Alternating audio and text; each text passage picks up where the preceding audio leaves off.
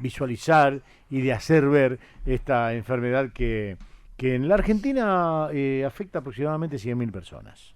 Aproximadamente esa es la cantidad de enfermos de Parkinson que padecen, ¿no? En nuestro país. Ahora vamos a consultarlo con un especialista de este tema. Se considera como una enfermedad degenerativa, progresiva y crónica que padece el sistema nervioso con muchas alteraciones, con muchos síntomas que a veces no son tan evidentes, pero sí que son progresivos y cada vez se van evidenciando mucho más. Pero vamos a hablar con Alejandro Anderson, él es neurólogo y tiene la verdad la amabilidad de estar con nosotros hoy charlando un rato aquí en Cadena 3. ¿Cómo está, doctor Alejandro Anderson? Chiqui Abecasis y todo el equipo de Cadena 3 los saludamos. Buenas noches. Hola, ¿qué tal? Buenas noches, Chiqui equipo. Gracias por invitarme. No, al contrario, muy agradecido porque sabemos que a esta hora por lo general la gente está descansando después de muchas horas de trabajo y demás y que se tomen la deferencia de atendernos para hablar de esto. ¿Ya cenó, doctor? ¿Ya cenaste? Mira, estoy en este momento en el consultorio No me digas. informando, tengo como 8 estudios de electroencefalografía de terapia intensiva que los tengo que mandar esta noche, Ajá. así que estoy en eso. Ya mandé 3 o 4, me Estás, quedan la mitad. estás todavía trabajando. ¿Cuántas horas? Exacto. ¿Se puede definir cuántas horas trabaja un médico de tu especialidad? ¿O es hasta que terminas? El día de hoy fue largo, porque la verdad que Ujú. llegué a las 9, desde las 9 que estoy atendiendo o trabajando, porque viste que atender es el paciente que tenés acá, pero también en el fondo atender es cuando mandás informes de pacientes que están internados, o sea, es Claro, todo claro, asistencial.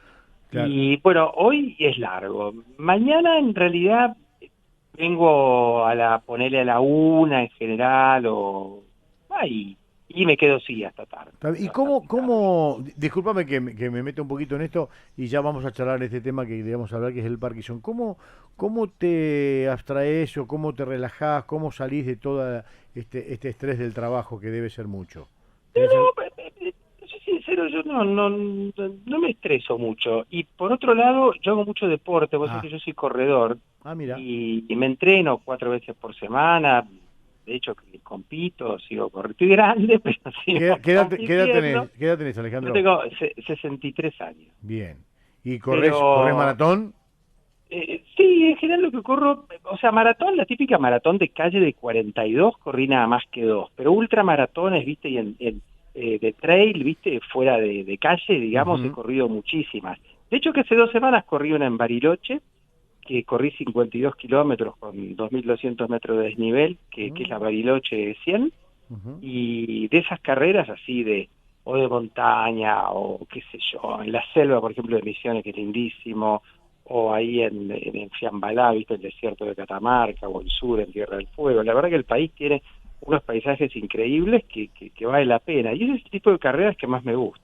Y claro, porque uno cuando va en coche, ese tipo de cosas y esos lugares y esos paisajes no los llega a ver, los ven solamente los atletas que van corriendo estas carreras específicamente. Y ponele la zona de Salta y Jujuy, Sí. y te digo que una vuelta corrí una carrera que vas corriendo por arriba de los durmientes de las vías del tren de las nubes, eso Mm, tampoco lo haces como mm. turista.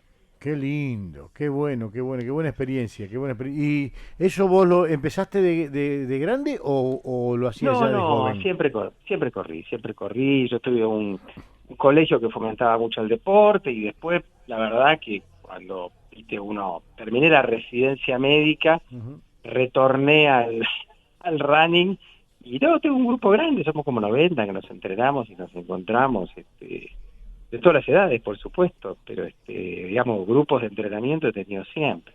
Y los médicos siempre recomiendan el deporte, el entrenamiento, el hacer ejercicio, eso es fundamental. Yo soy sincero, no lo hago por un tema de salud, lo hago porque me gusta, porque lo hago Claro, de chico, que no tenía ni conciencia del tema de si era bueno o era malo. claro, es el hábito ya, que a veces Claro, es difícil claro. desarrollar ese hábito. Y el deporte, así vos como neurólogo y con los estudios que habrás realizado, que supongo que serán muchísimos, ¿el deporte ayuda al enfermo de Parkinson? Sí, vos sabés que no es lo mismo un paciente de Parkinson que está delgado, que tiene actividad física aeróbica, que sería caminar Ujú. o trotar o andar en bici o nadar, Ujú. actividad física de movilidad, como gimnasia de tercera edad, pilates o qué sé yo, Ujú. yoga, y gimnasia de fuerza, contra el que es sedentario, pasado de peso, no, olvídate, son dos escenarios completamente distintos, más allá del grado de enfermedad que pueda tener el paciente, pero el estado físico es muy importante para poder compensar el cuadro. Y retornando, digamos, enganchando el tema por el cual me llamabas, tengan en cuenta que la enfermedad de Parkinson la tiene el 1% de la población por arriba de 60 años, por arriba de los 80 cerca del 3%, y son ciertas las cifras que vos decías, porque por lo menos hay 90.000 personas que en Argentina padecen este tipo de enfermedad.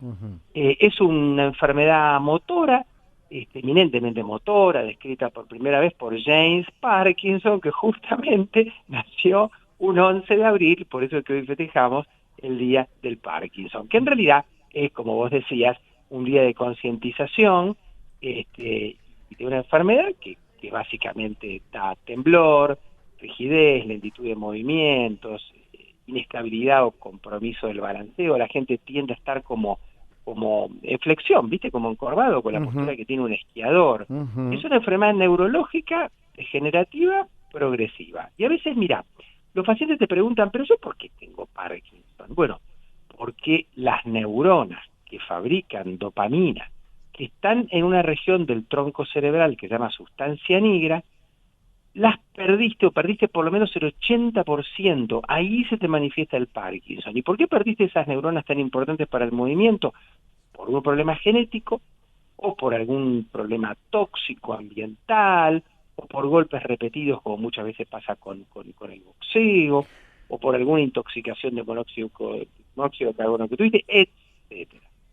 En estos últimos años se ha visto este tipo de enfermedades así degenerativas de jugadores de fútbol y por lo general en puestos de defensa que siempre, digamos, rechazando de cabeza la pelota. ¿Esto ustedes en algunos estudios lo han visto que se ha dado?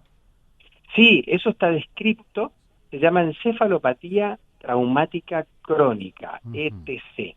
Ujú. Esto se describió por primera vez y quedó ahí como la encefalopatía pugilística, o sea, de los Ujú. boxeadores. Pero hace ya unos años un médico nigeriano-americano se puso a estudiar el cerebro de un jugador de fútbol americano, ¿no? Muy famoso, que había tenido un deterioro que era como un mix de demencia o Alzheimer con Parkinson. Entonces, ¿qué encontró? Era anatomopatólogo este doctor. Él encontró que había un montón de lesiones en las diferentes capitas del cerebro que todas tenían distinto tiempo de evolución. O sea, eran chiquititas, pero todas obedecían a diferentes golpes, en Ujú. realidad. Ujú. Y lo que finalmente describió, que es esta enfermedad, encefalopatía traumática crónica, es un cuadro que se te da por golpes repetidos en la cabeza que a lo mejor no son importantes. Viste que si un paciente tiene un golpe Claro, importante, claro. bueno, sí, se lo examina, se lo lleva a la tomografía, esto, lo otro, pero hay golpes que no te generan pérdida de conocimiento y que se te pueden dar repetidamente en algunos deportes de contacto, como el fútbol americano, como el rugby, o bueno, después se empezó a describir nuestro fútbol, el soccer, ¿no? Porque se Sí, usa la sí, pelota para cabecear. sí, sí. Y bueno, es todo un tema porque puede haber una acumulación de lesiones que con los años te generan un cuadro de deterioro. Ujú. Esta enfermedad tiene en algunos casos, tiene característica hereditaria o no necesariamente. Ya se conocen 52 genes para el Parkinson. Ajá, Y yo creo que en la medida de los años van a descubrir cada vez más. Por claro. tanto, lo que antes era raro, o sea, ponele que antes te decían que el 2% de los pacientes con Parkinson tienen Ujú. antecedentes genéticos, después pasaron al 5, pasaron al 10, bueno, y le va a seguir creciendo ese porcentaje en la medida que tenés más genes conocidos. Y bueno, claro, se irá justificando después hacer los pareles genéticos de los pacientes cuando podamos corregir la falla genética. Claro. ¿Tiene detección precoz esta enfermedad? O sea, digamos, Por una, a propósito que decía de estos genes, hay estudios que pueden descubrir estos genes que uno ya sabe que tiene predisposición y una detección precoz como para Pero agarrarla eso más a tiempo. en la práctica diaria no se No hace, hay, porque claro. mira, todo lo que sea genotipificación es carísimo. es Claro. muy caro.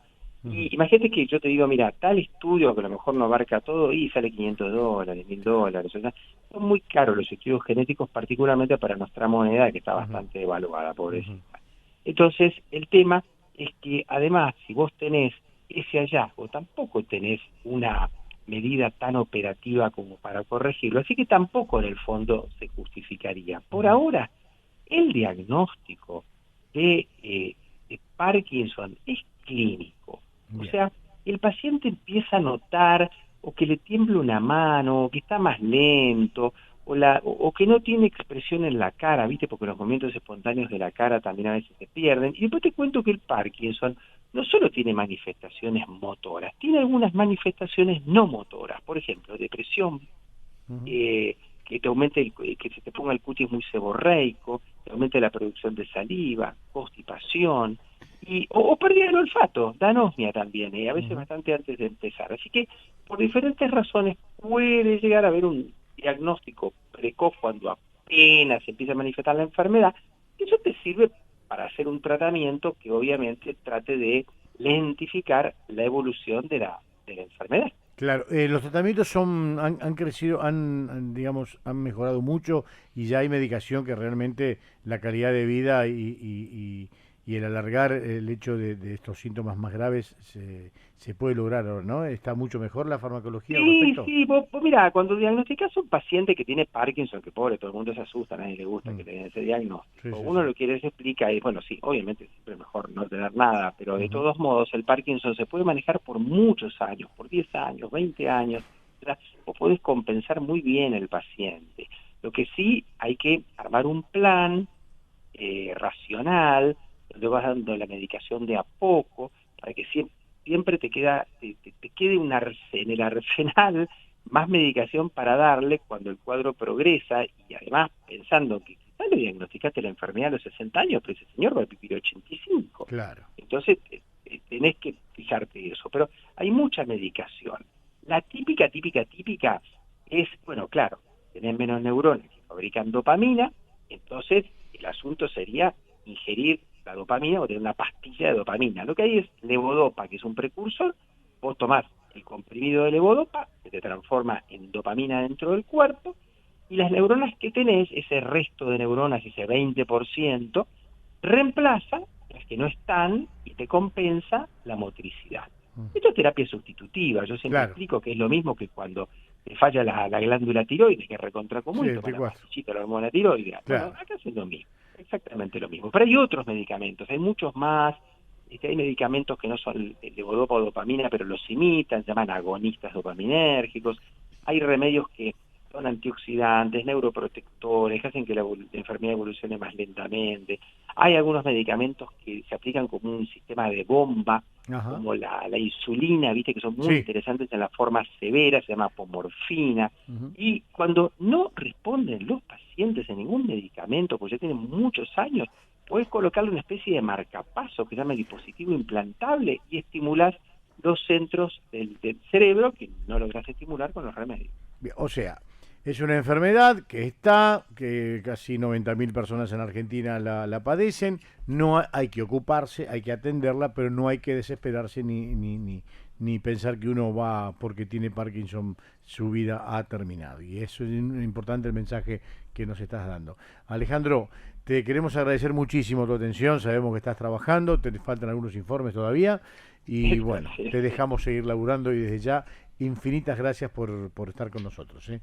Bueno, muchos saludos a todos los oyentes, que terminen bien el día. Me ubican en mi Instagram, que es doctor con las 6 letras, Anderson con doble S, donde habitualmente subo notas de este tipo como si fuera un newsletter para que repasen los temas. Así Perfecto. que les deseo un buen día y será hasta la próxima. Gracias, muy amable. ¿Eh? Entonces, arroba doctor completo, Anderson con doble S, allí van a poderlo seguir. Es un fenómeno muy didáctico y muy claro. El doctor Alejandro Anderson, neurólogo, hablando hoy en el Día Mundial del Parkinson.